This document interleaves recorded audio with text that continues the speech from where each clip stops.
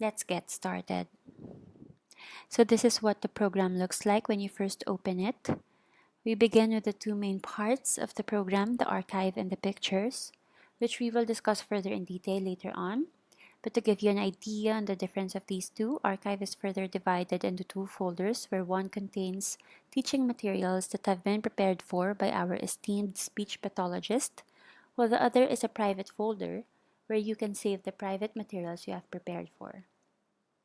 The second main part is the pictures where you can prepare and customize your own lesson plans. And at the bottom, you will see the different templates and different formats which you can use as your canvas when you customize your own lesson plans, which will be discussed later on in this video.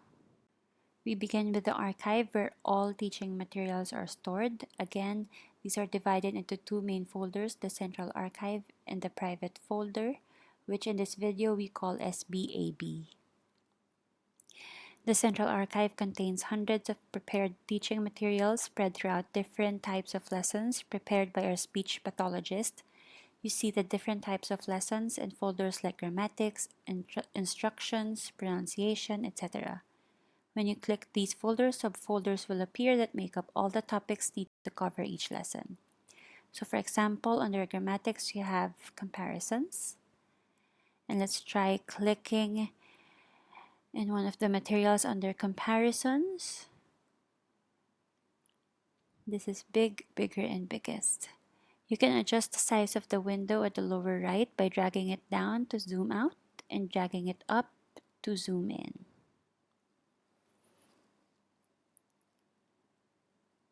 Here's another example of a material under comparisons. Small, smaller, smallest. And another example, here's a different type of format, a game comparison. So under Central Archive, all materials are ready to be used and printed out.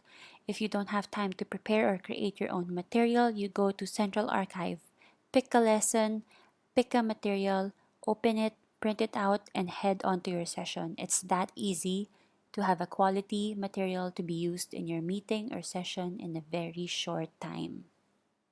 So that's the Central Archive. Again, this contains the teaching materials already prepared for, ready to be printed out. And please note that in the Central Archive, you cannot edit anything or delete anything. You cannot also save your teaching materials there or move anything from there. The folder where you can manipulate the content is your private archive. In this example in your screen, our private archive is named SBAB.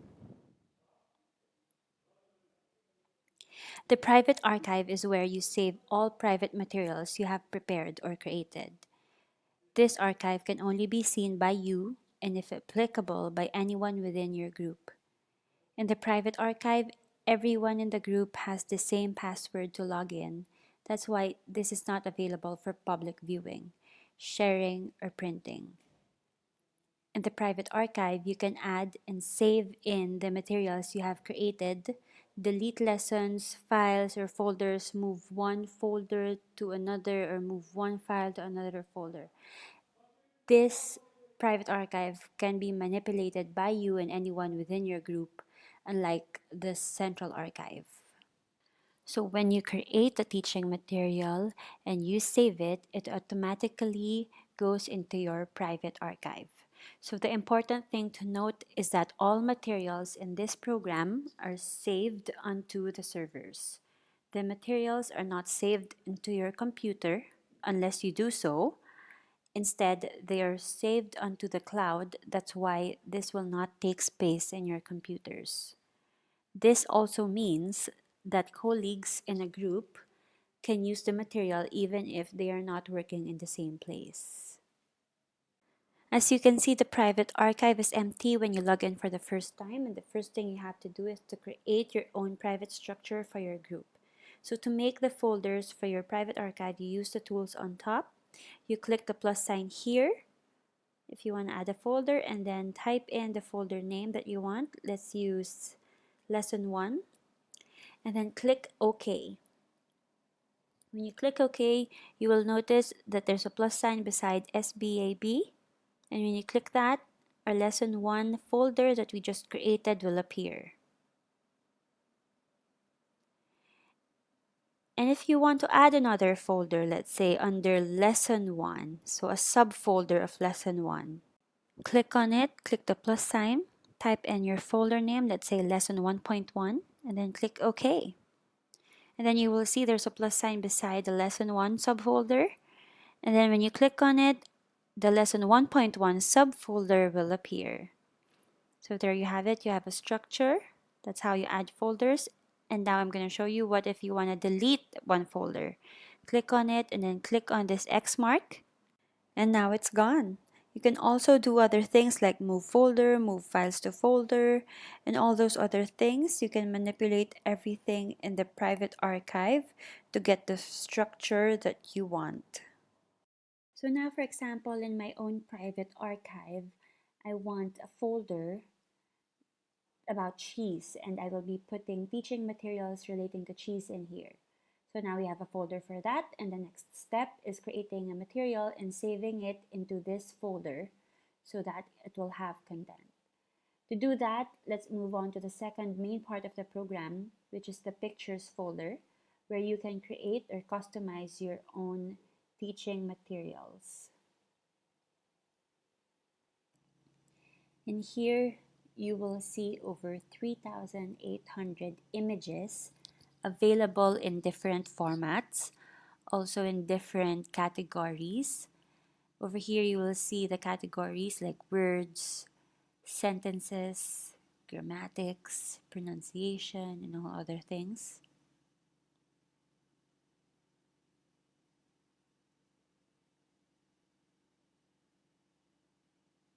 And each category has a subcategory. So there are a lot of categories to choose from. And under here, you will see over 36 templates to choose from or to work with. You have different categories as well, like sentences, cutting sheets, games. So different designs to choose from. There are only 3 steps to follow in customizing or creating your own teaching material. The first step is choosing first your template. So for this demo, I will use this one under sentences. So when you click on that, that's what will appear on your screen. So now that you have a template, we move on to the second step, which is filling in the blanks of your template with pictures. Here on the left side, you will see a folder of all the pictures with different subfolders divided into different types of lessons, which we have categorized to help you and guide you in creating your teaching materials. Under each folder, there are many pictures to choose from. You may click on the arrow here on the right to go to the next pages and see more choices.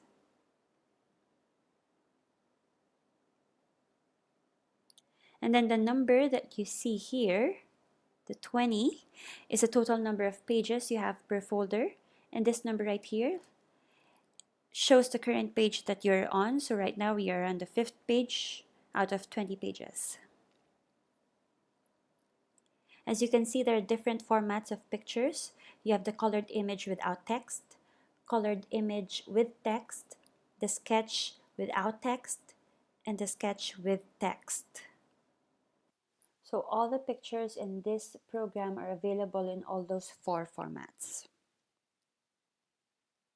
You can also manipulate this area of columns or rows if you want more pictures to be displayed on your screen. Then increase the number of rows and columns by dragging these buttons here. So as you can see, more pictures are being displayed right now because we increased the number of columns and rows. Otherwise, if you want less pictures to be displayed, then decrease the number of rows and columns right here. But I want it to be just how it is before. So now we are ready to fill in our template. So you can do that by simply picking a picture that you want to use for the first blank box and then dragging it all the way to the blank box. And there you have it. Your picture is now on place. It's that easy.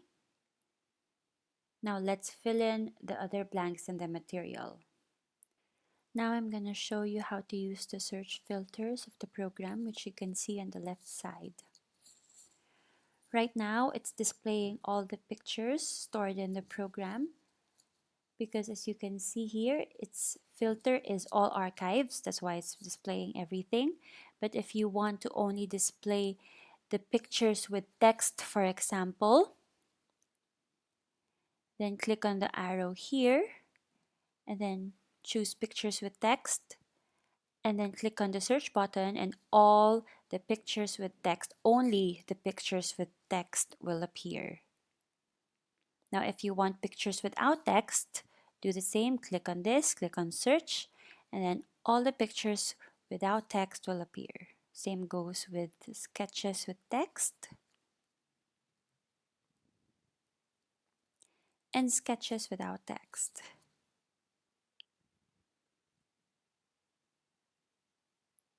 Another way to filter pictures is by typing into this white box the item you are looking for.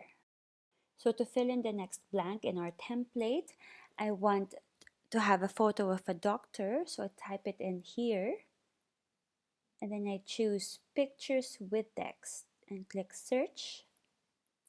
So all the pictures with text relating to a doctor will appear. So I choose one and then I drag it to the next blank box in our template, and there you go. So let's move on to the next blank box. I want to fill it in with cheese, for example, and I want a picture without text this time. And then that's what's gonna appear on your screen, and then pick a picture, drag it onto the next box and place it there. For the next box, let's say I want a picture of a sausage, but this time I want it to be a sketch with text. So that's what's gonna be displayed onto your screen. So as you can see, there is a wide range and variety of pictures to choose from that you can insert in your teaching materials. Anything that you can think of, from food to people to emotions, almost everything is in the program. However, in some cases, we understand that maybe there are some photos that you want to use that we don't have in our program, and that is not a problem. For the last blank box, let's say you want to use a photo of a Swiss cheese that is stored in your computer. So just double click on the box and then your pictures folder will automatically appear. So now you can choose any photo in your folder. So let's click on this Swiss cheese. And now here it is in the box as part of your teaching material. So we have completed all the pictures in our boxes and we're almost done with our material. If in this specific template, if you zoom out a bit, you will see there are boxes below our pictures where it exists. The idea is to write a text on the line and the patient or the student should read and pick the right picture for the box above.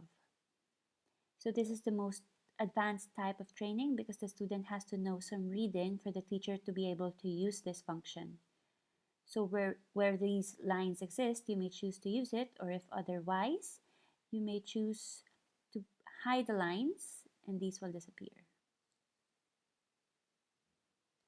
So if you want to use it, then type in here the text that you want underneath the picture.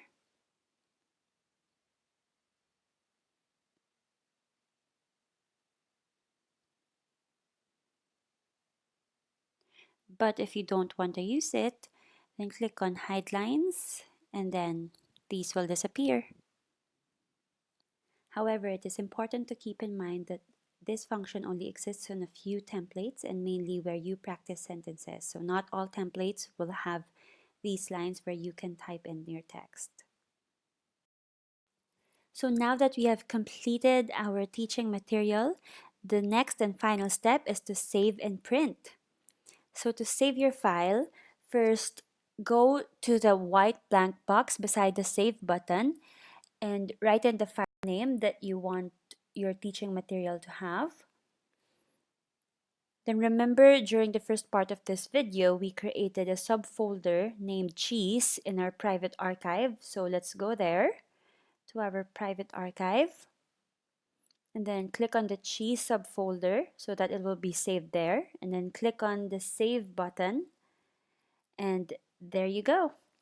Your Cheese lesson 1 that we just created is now under the Cheese subfolder in our private archive. As mentioned earlier, in the private archive, that's where you can save or store the teaching materials that you will want to create. So that's what we just did right now. And you can also print this material by clicking on this print button, and then it will go straight to your printer. Or you can save it as PDF, and then it will be saved onto your computer, and then you can email it to your colleagues or your students' parents or whoever.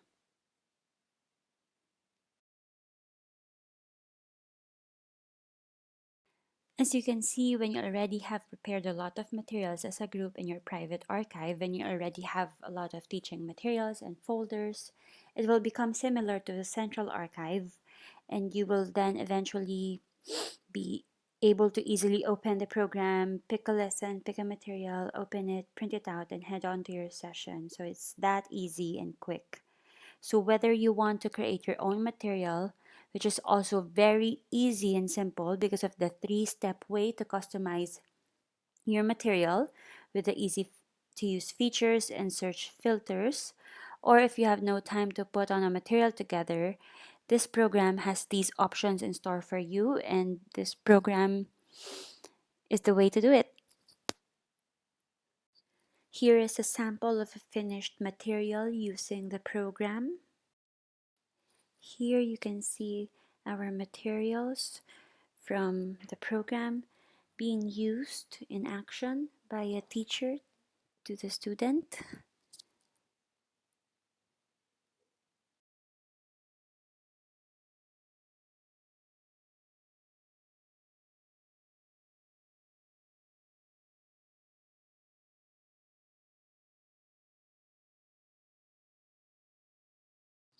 And that's the end of it. I hope that this tutorial film was very useful to you, and I'll see you again next time. If you have questions, please do not hesitate to contact us on the details on the screen and visit our website for more information. Have a good day.